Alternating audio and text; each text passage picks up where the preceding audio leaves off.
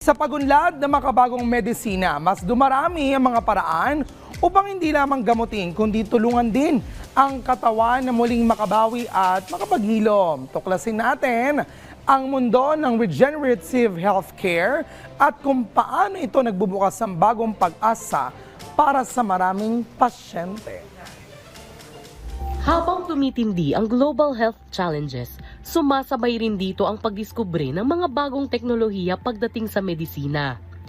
Isa na rito ay ang tinatawag na regenerative healthcare, kung saan ang goal nito ay ang hindi lang pigilan ng sintomas, kundi ayusin at ibalik ang mismong function ng katawan. At ang ilan lamang sa mga therapy na nakapailalim dito ay ang stem cell therapy at ang peptide therapy.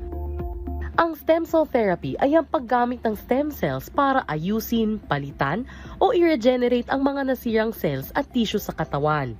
At yan mismo ang ipinaliwanag sa isang forum ng US-based specialist in internal medicine at world leader in stem cell therapy na si Dr. Scott Faulkner.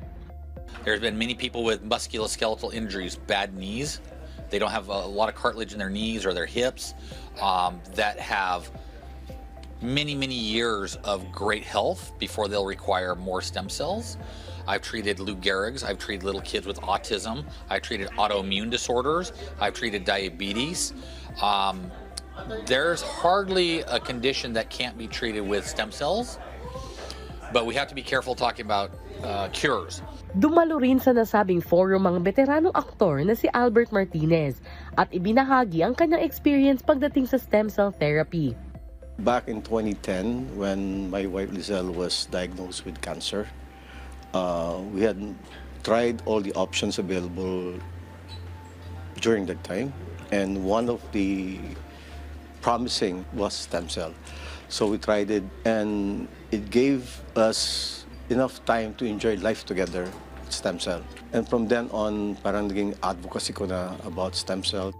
Samantala, ang peptides naman ay protein o maliliit na amino acid sequences na mula mismo sa ating katawan. Maaari itong makatulong sa metabolism, blood sugar control, immune system, brain health, gut health, hormonal health at iba pa.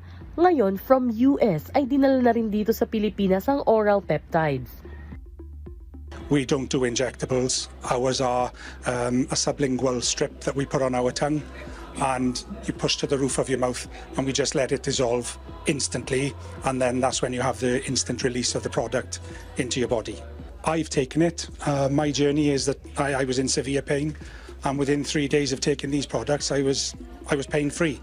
Mahalaga ang patuloy na pagdiskubre ng bagong teknolohiya dahil sa bawat inobasyon, may buhay na naililigtas, may nabibigyan ng pag-asa at mas posible na ang kinabukasan kung saan ang kalusugan ay mas naaabot na ng lahat.